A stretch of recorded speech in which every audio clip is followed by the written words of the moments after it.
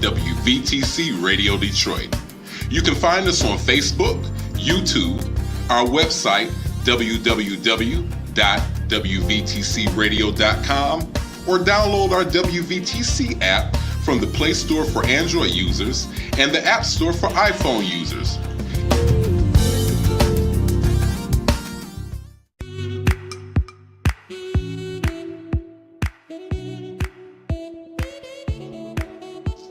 Thank you for tuning to WVTC Radio Detroit and the Community Bell Show with your host, former Wayne County Commissioner Edna Bell. Stay tuned for insightful information Detroiters will find valuable. Text a friend and tell them to watch with you for news you can use. And now, your host, Edna Bell.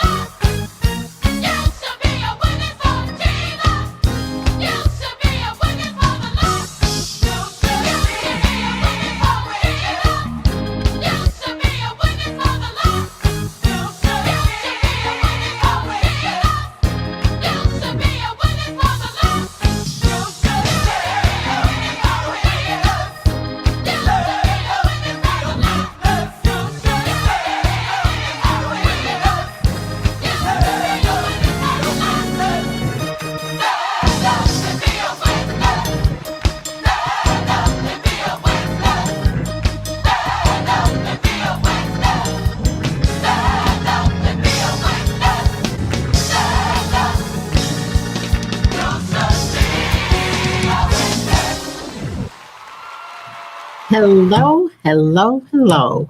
It is Monday at 4 o'clock, so it must be the Community Bell Show. I am so glad to see you. What you don't know is this is the first time of my being back in the studio since COVID.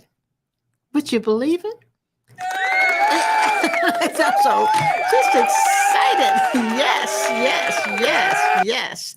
It's a wonderful thing. I'm so happy to be here. God's good.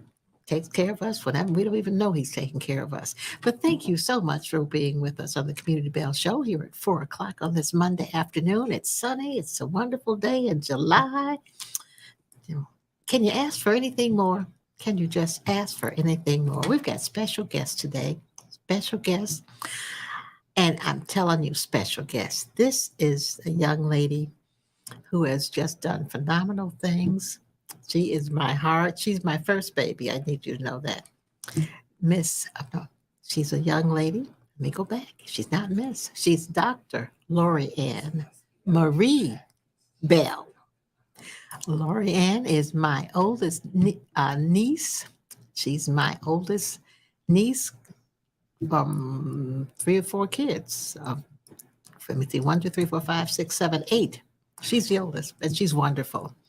Graduate of Michigan State University, Cass Tech High School, has done all sorts of wonderful things in the community and in this nation. And I'm just proud to have her with me this afternoon. Dr. Lorianne Marie Bell, are you there? Yes, I am. And I want to say thank you so much to my wonderful aunt, the Honorable Edna Bell, whose name is synonymous with service in the Detroit community and has been forever and ever. Amen. I can remember being a teenager and flying around the city handing out those flyers when you were running for school board. Oh, so very many Oh years. my gosh, Yes. long time Everywhere ago, I go, long my time ago. stock goes up when I let them know that Edna Bell is my aunt. So thank you so much. I appreciate the opportunity and, of course, the honor of being the first baby. Absolutely, absolutely. Yes, yes, yes. Well, you are on the show today, not simply because you're my niece, which is a special reason anyway, but because of what you have done on your own. I Mhm. want you to talk about what Lorianne Marie Bell, Dr. Lorianne Marie Bell, has done and is doing. And the one good reason today, among many reasons, you're on the show today. Talk about your new endeavor. So I am actually a recently retired educator with 32 years of service in public Don't education. say it, done 32 years. You can't be that 32 old. Oh, It 32 okay, years. okay. And so in the last year, I've been developing my educational leadership consulting business. But in that time, I was honored to be approached to provide a book chapter for an edited book.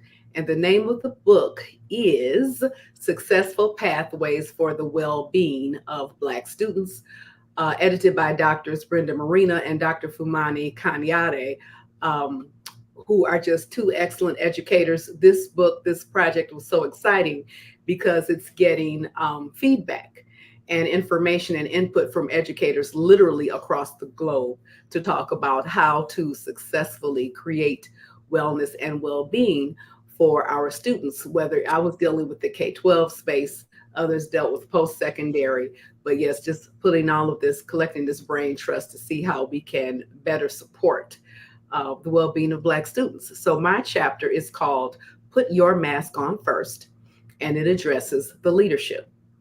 And that is because it's necessary, actually, it's the responsibility of the leadership to provide that well-being of environment for first the leaders, for first the adults in the building, and then also for the children. The children can't be well if the staff isn't well. So Absolutely. I begin that discussion in my chapter. All right. Well, now something's going to happen on the 28th. What is Yeah. that the date of July? Yes, on the 28th of July at 12 noon, we will be having a virtual book launch. And at that time, each of the authors has been asked to provide a slide and to give 2 or 3 minutes discussing the content of their chapter. So I'm excited about that, and I can share that link with you for your show notes for later, because actually the link is being updated. So I don't have the actual link available at this point, but yeah, very excited to do that. This is my first actual published piece. So Oh, it's a milestone for me, the first of many, and I hope and pray. absolutely. Yes, I am. I'm very excited about that. Absolutely. Absolutely. Well, as we talk about educating young Black kids, and we can't talk about that without talking about educating their parents, Hmm. because I maintain that the parents are the first teachers. Hmm. And they are the ones that have the impact on how these young people act when they are not with parents and when they are in school and other places. So, uh, as you think about what happens in your career, Hmm. from the classroom to the boardroom and all those other places in between, what are some of the things that your group has talked about?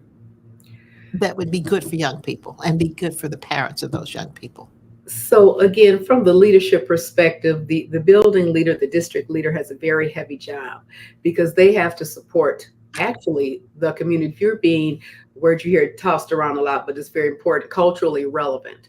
If you're a culturally relevant school leader or district leader, you have to basically open yourself up to, you can't serve your community if you don't know your community. So part of Mhm. that, when I think of principals under whom I've served who've been most successful, they're the ones who went out into the community and got to know the people, got to know the mothers on the block. That makes it a lot easier to make those suggestions, or if there's some behaviors or some additional support that's needed when you get to know the people that you're serving. Same way with the teacher in the classroom. She has to know those children. She has to know more about them. She has to begin to get to know their parents before a little June bug jumps off the desk. You've got to have had an initial conversation with, hi, how are you? This is who I am. This is what we're doing. In my article, I talk about the importance of building community, and that's in the school itself. That's in the district, being a vital part of the community, but that's also in the classroom because you've got to remember everyone's coming from a different space. And I talk also in the article about being aware of our biases. You can't be a successful leader or successful teacher unless you are self-aware. Do you know your triggers? Do you know what irritates you? Do you know what perspective you have based on we had a different, you all raised us a certain way and to believe that certain things do and don't happen. Well, everyone doesn't have that experience. Mhm. So how do I get rid of my bias? What my favorite example is me in saggy pants. I'm old. That's just not a thing for me. But those sagging pants have nothing to do with how brilliant that young man is and what he has to say and how articulate he is and what he has to share. That's Mhm. me. That's my bias. That's my situation. I have to get over it and deal with him. And that is what happens. And that's why I always tell people education is always evolving. You have to have a continuous expectation of continuing to learn, because the children that I serviced when I began 32 years ago, when I came out of the classroom 12 years ago, and some of the ones I saw last week, they're all very, very different. So back to our conversation about the well-being of the adults, because Mhm. this is what the adults have to deal with, we have to make sure they're okay. So we have to make Absolutely. sure, yes, as leaders, that we're providing that trust Mhm. so we can support them and help them to learn their biases. You might have to have a whole training. Come on, everybody. And matter of fact, you need to. Let's get in the room. Let's learn about our bias, because it's not always a white or non-black teacher who is having those issues with bias. Oh, Well, absolutely. Absolutely. Implicit bias is there no matter who exactly. you are. But Exactly. let me go back to something you said about the saggy pants. Now, how do you get over the saggy pants? Because I'm having some trouble with that. I don't know No, how well, you we did. kept thinking it was going away, and it hasn't gone anywhere. I So see not it's just children with saggy pants. I see some grown folks with saggy pants. You again, know, we when you kept get thinking in it your was, 20s and your 30s, saggy yes, pants time ought to be over. we So, we, we thought it was a fad, but it's obviously it's not. And so back to the examples that you set, mhm. um, and another thing we were taught that I don't think young people are always taught now is about time and place. So back to the community being involved, the more of us that do come from a different lens, who have a different type of job, and who can go in there and model for the, because it's not just the young men. I don't believe, again, me and my personal bias. Leggings are not slacks either. That's me. That's Lorianne. Mhm. Nobody else. Okay, so if we're modeling for the young people what professional dress is when it's time, because there's a time where it's okay. It's you're doing you. But when there is time to do something different, have we modeled for the young people? Have we shown them? Have we taken them shopping? Have we spent some money?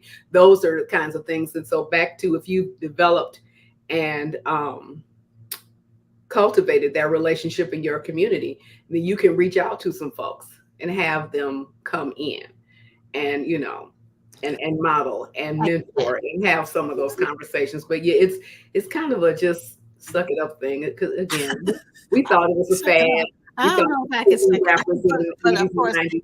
I don't have to suck it up anymore. This is young folks have to suck it up. I don't have to suck it up anymore, right?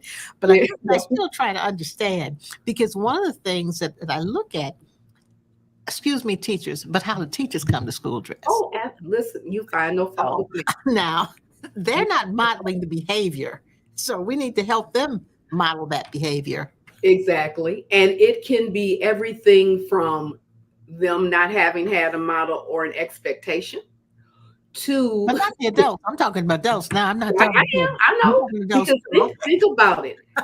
Think about let's say it was not always a young teacher either, though. Let's think about the young person who's starting to work at 22, 25, what they may have seen that was different than what someone may have seen 25 years ago. Okay. And then it's about culture. Another thing I talk about in my article is the importance of the culture. The culture of the organization is a way of being. So things like that, and it starts with the leader. So if I'm the principal and I have on jeggings and a t-shirt, then what's my staff going to wear? Or if I'm the Absolutely. superintendent, or if I'm the district leader, I was a district continuity supervisor. So if I'm coming into the building to monitor instruction and I'm looking like whatever, then okay, then the perception is going to be. And that's funny. It's culture. I have worked in buildings where the principal dressed a certain way. And, and yeah, being a teacher is an interesting thing. You got a lot going on in your life. And so I can remember when I was young and just starting out, some people had the attitude, well, if you all dress it, you ain't working. Which has its, depending on the level, depending on the size of the little people, you can't necessarily get on the floor with a kindergartner in the silk dress. So there's a shift, but you should still look like you're coming to work. So again, back to that leadership, back to that discussion. Okay, in our school, we're going to be professional. What does that mean for us? It's collaborative. Okay, this is what I believe. Because I had one principal that used to tell us, this was 20 years ago, I don't want to see any toes wiggling. I don't like bare legs. So we'd be looking at her like, lady, it's hot. We don't have no air conditioning. But she had an expectation and we figured it out.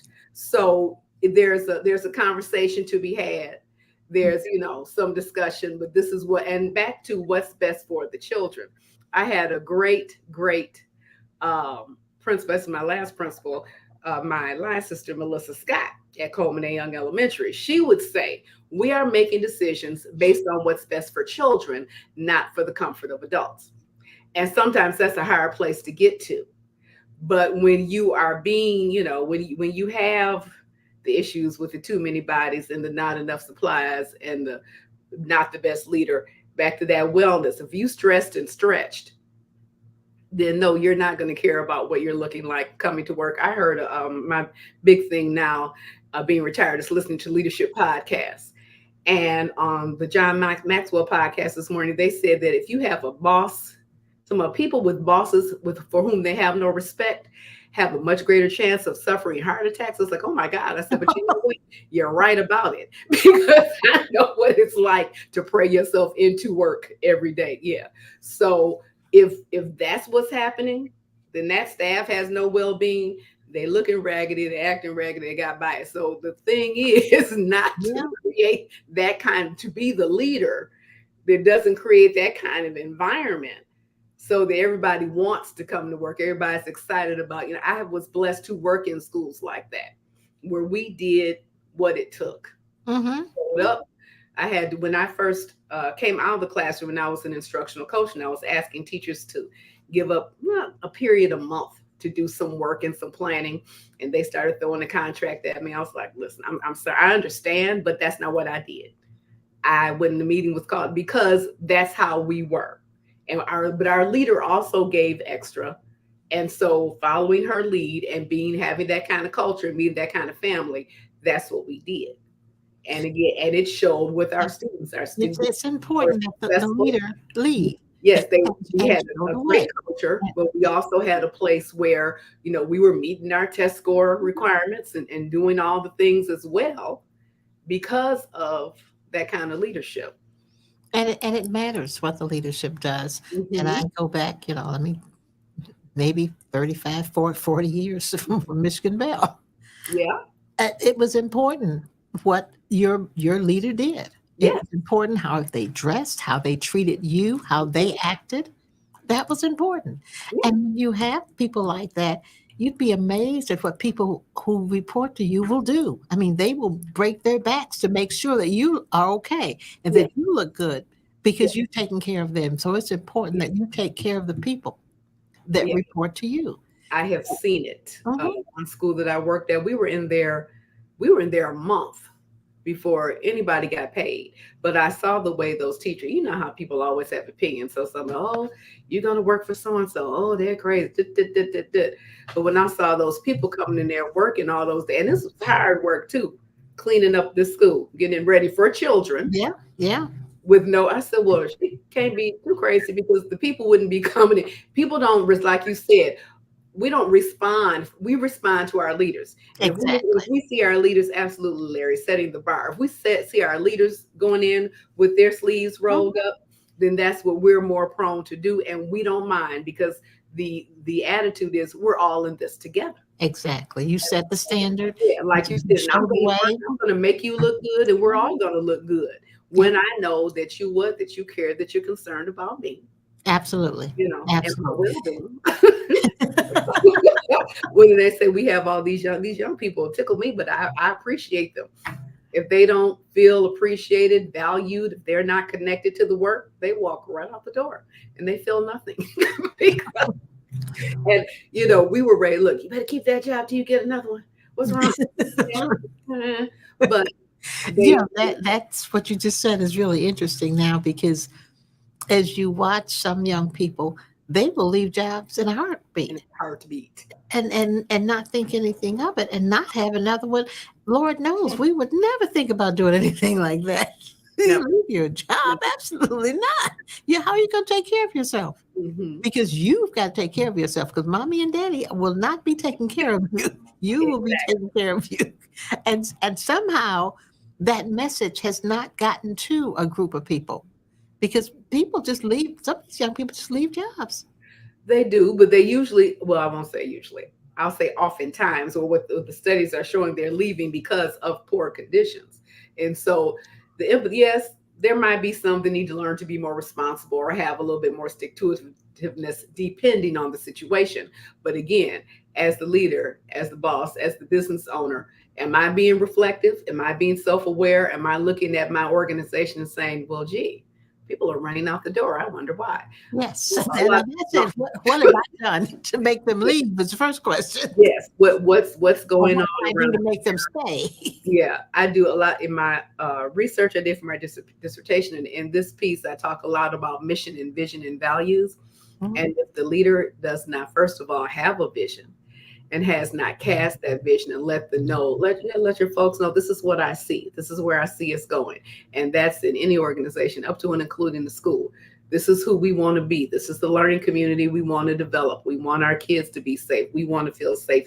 We all want to be appreciated, and it's not going to be, roses and moonlight all the time. But if you're clear and and involving your people in that discussion, and that's what the different types of leadership theories I discuss talk about, the transformative and strategic. If you're involving your leaders in that discussion, saying, okay, this is who we want to be, and this is what we want to do, and the mission, why we exist, and the vision, what does that look like, and then get our goals and values and move forward, it's a lot easier. It makes more sense. I've seen it done well. Mhm. Um, it And when when you that set the happens, vision together makes a difference too. correct, correct. It's got to Then be I a work joint decision.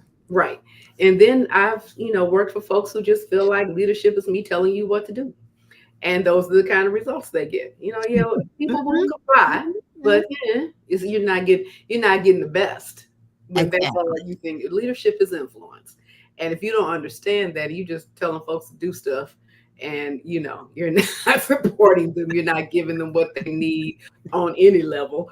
You might get some. You get an okay piece of work, but you won't get the best work, whatever that work is.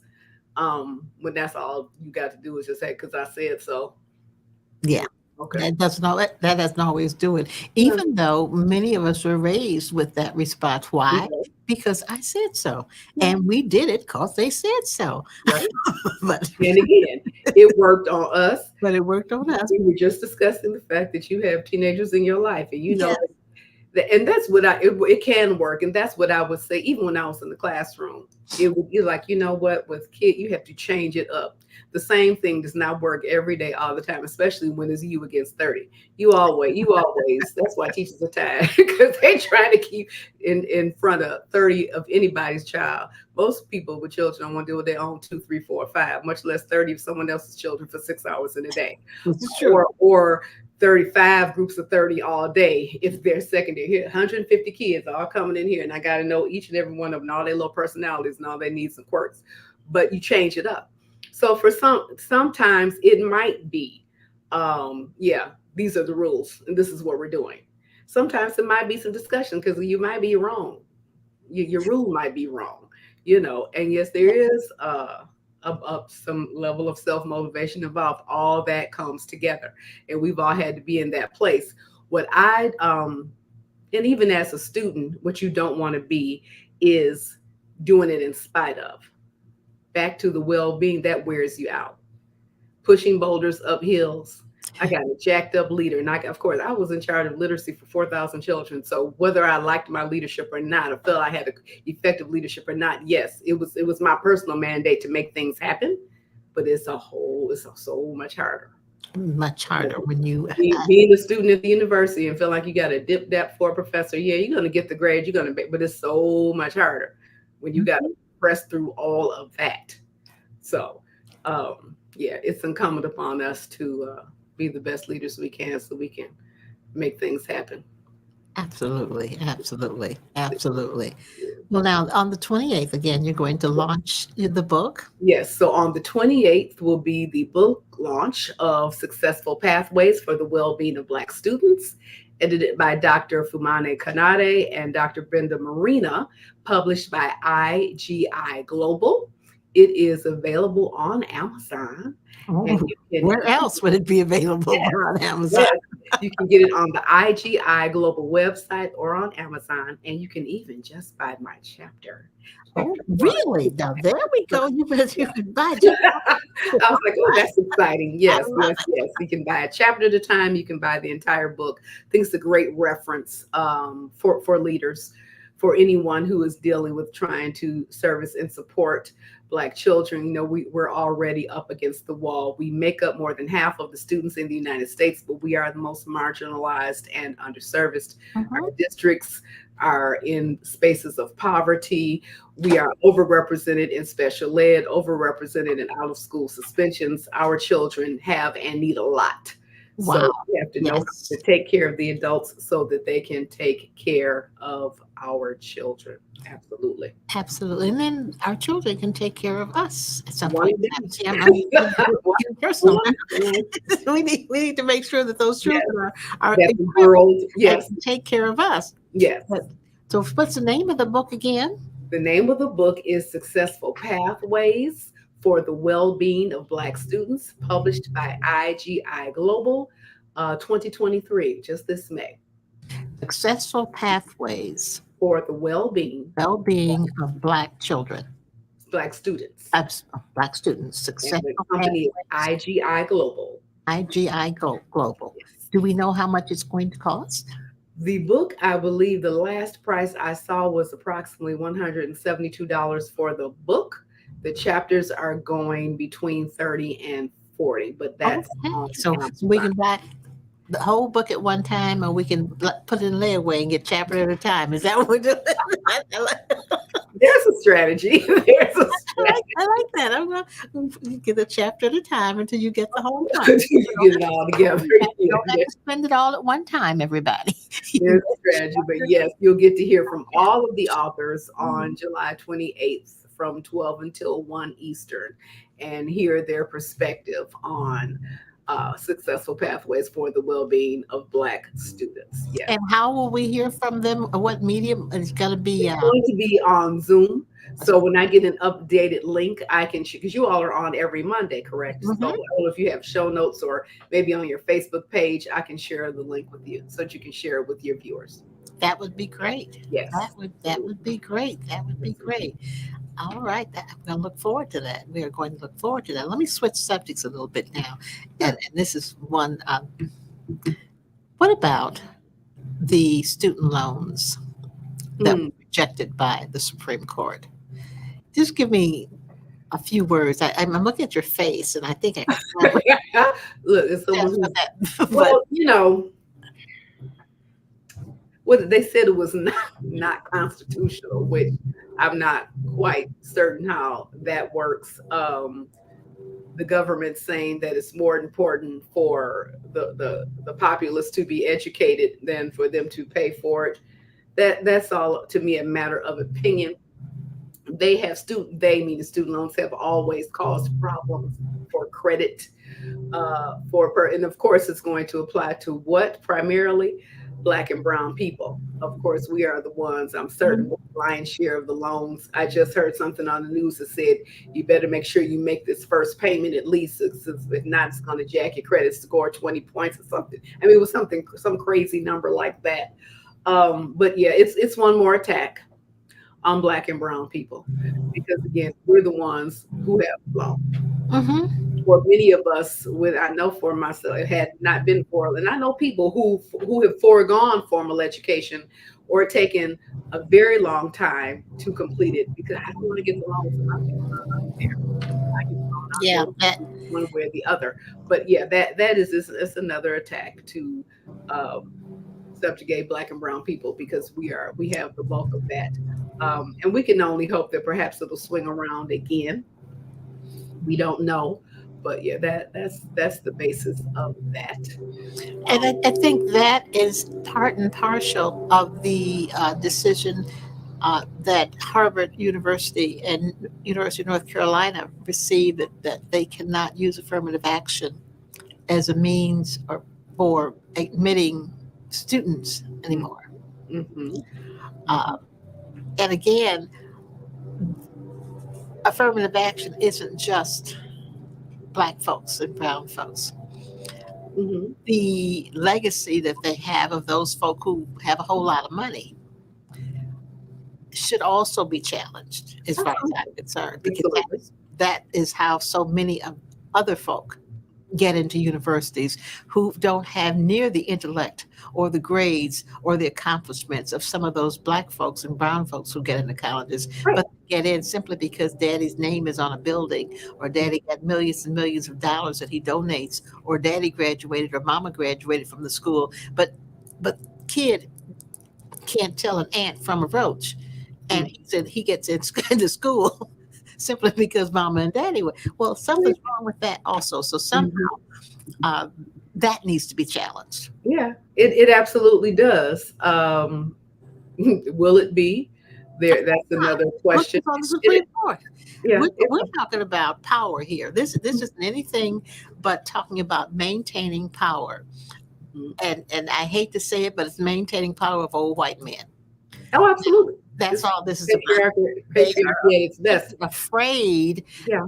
because it appears that this nation will be more brown than white in about 20 years or less, that they are trying to find ways to maintain power. So that's all Mhm. this is about, Yeah, power and control. absolutely. To remove the equity is ensuring that I have what I need, not that everything is equity is not equality. Mhm. Equity is ensuring that I have what I need.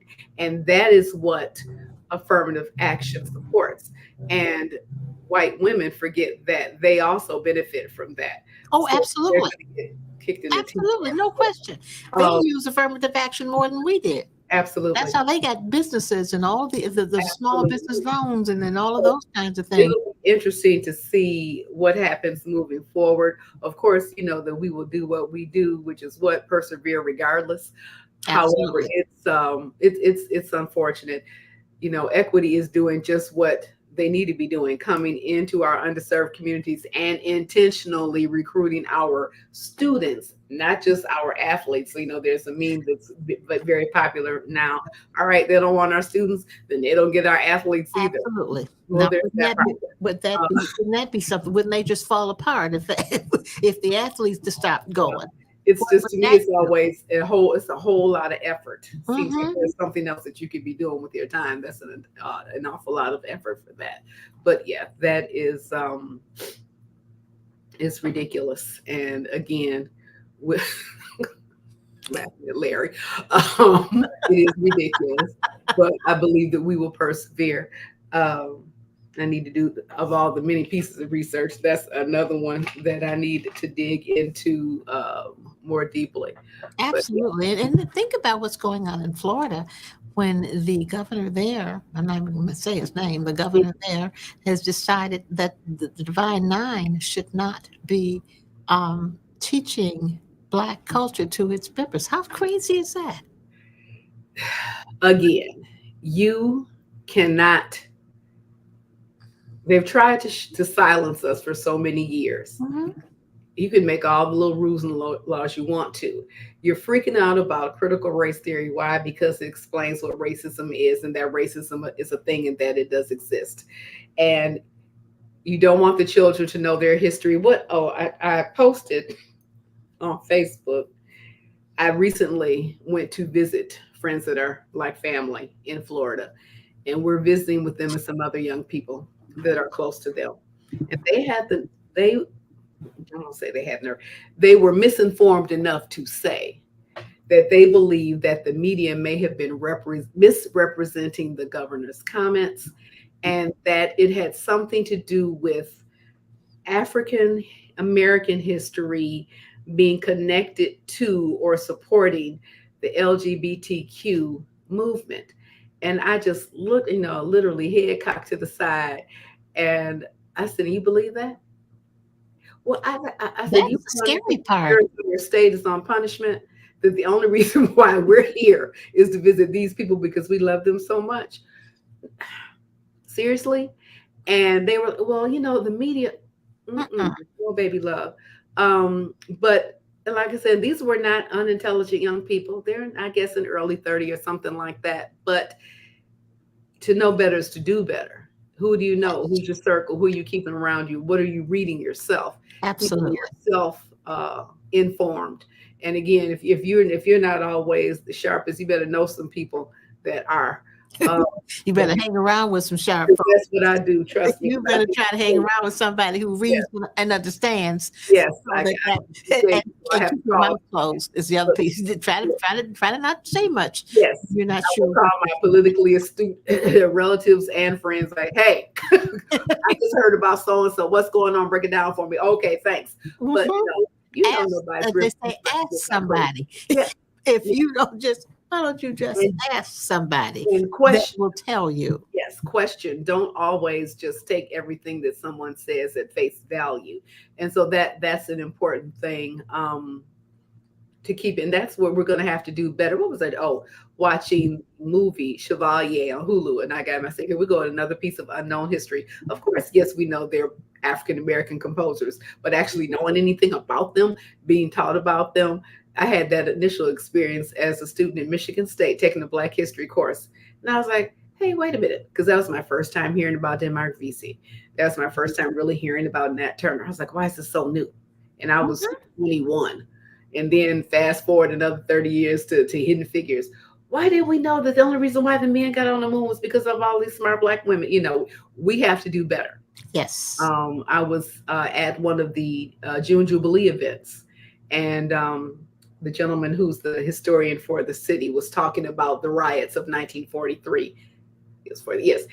I had never had anyone really explain that to me in any detail, and I was fussing at your sister. I don't remember y'all talking about. I talk about 66, because we sometimes, we can get. We're just so glad we're not dealing with it that we may not, but we have to. So it just we just these great teenagers we were just discussing. We've Yes. got to make sure we're having those conversations with them. We have to So pass that the they're not information getting along. to university and They're going, not gonna they're not gonna get it in books. They're yeah. not gonna get it Or in that school. someone's not telling them something Mhm. crazy and they're going, yeah, you're right. No, it's not.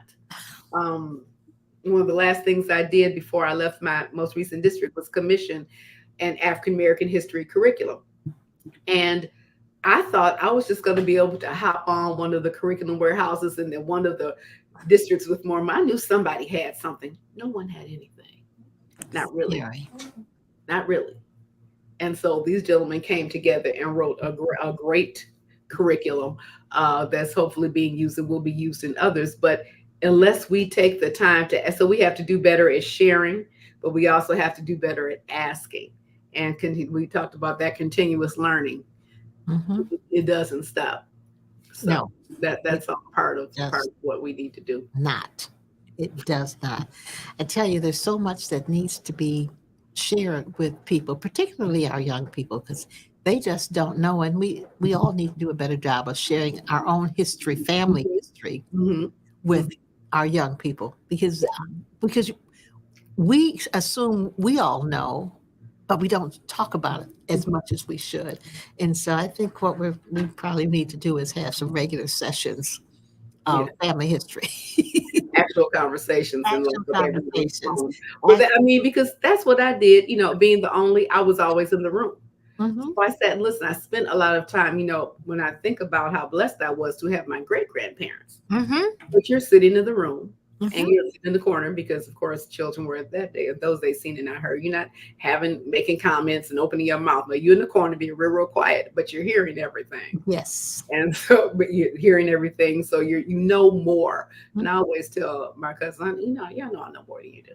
'Cause not heard, not listened, probably hearing things I wasn't supposed to, but there are things that they should be hearing, like you said, that we should be talking about. When do we come north, and why do we come north, and where do we live, and what do we do, where do we worship, and the fact that my grandmother was a community activist in her own right. And I'm just gonna say they don't know that their grandmother Bell, was the first woman to be the president of the Davidson Association. Yes, absolutely, absolutely. Those kinds of things, we need to do better about telling our own kids that they have a legacy. Yes, They are not just smart because Yeah. in their genes. I'm supposed to be smart. I just popped up smart. Yeah, you are, but so absolutely. It's in their genes, and so they need to know who their folk are, and what their folk have done, and all of that. And the local folk, and understand the importance of the people with whom they surround themselves. The history that they have to share. The contributions that have, especially our kids, because they're with you and Alicia all the time. So they're always meeting important people. Okay, yeah, no, you need to really understand who you're meeting and what they've done and why, the contributions that these people have made. And even that will help because there's so much rich history in Detroit. That was one of the things about that particular forum that the NAACP had for the June Jubilee weekend was there was so much great information.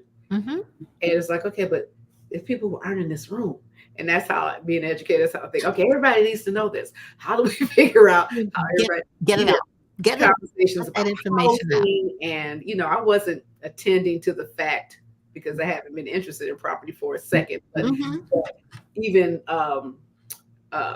appraisals were biased, and my house is getting appraised for $300,000 more over here because I'm a white man than what it's getting appraised for because this is a black one.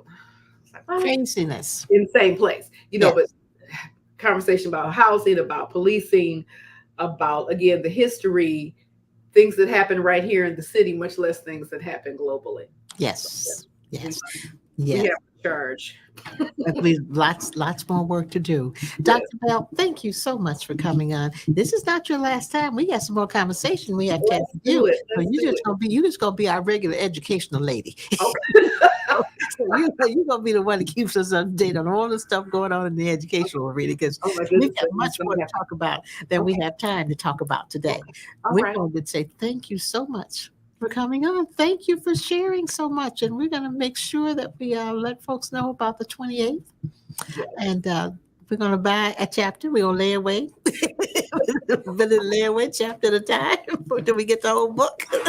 Well, thank you so much for the opportunity. I appreciate it. Thank you. Thank you to your whole crew back there making things happen. And it's been fun. I look forward to my next visit. And absolutely. Thank you so much. Thank you, everybody. Thank you, audience, for being with us. We are so happy that you chose to be with us at 4 o'clock on this Monday. We'll see you next Monday at 4 o'clock for the Community Bell Show. Remember, have a great week. We'll see you later.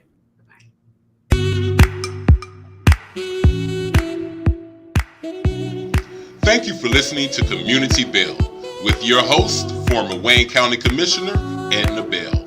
This broadcast was brought to you by WVTC Radio Detroit. You can find us on Facebook, YouTube, our website, www.wvtcradio.com, or download our WVTC app from the Play Store for Android users and the App Store for iPhone users. If you've enjoyed this broadcast, tell a friend to tune in. We'll see you next Monday at 4 p.m. Eastern to the Community Bell Show, right here on WVTC Radio Detroit.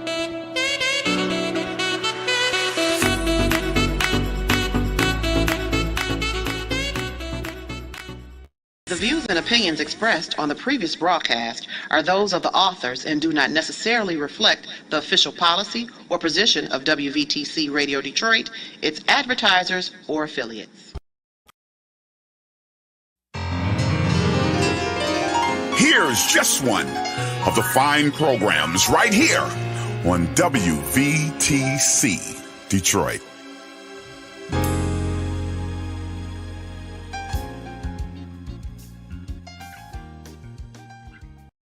Hey y'all, summer is coming. We want to remind you of the WVTC. Wash your hands. Stay updated on your vaccinations. If you got a temperature, get a COVID test and cover your cough. We're on a mission, so don't let COVID stop you.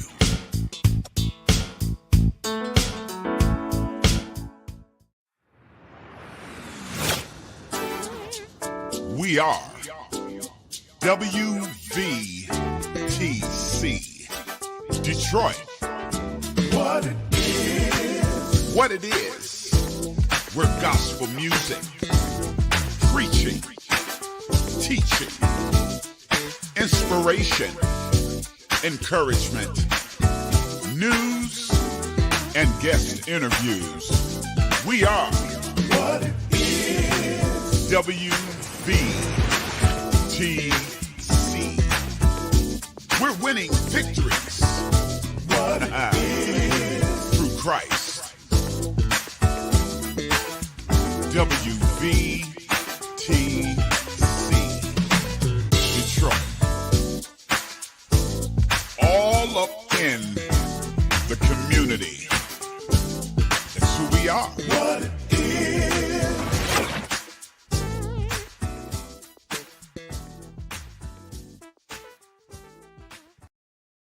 You're listening to WVTC Gospel Radio Detroit, and we're flowing in the Spirit.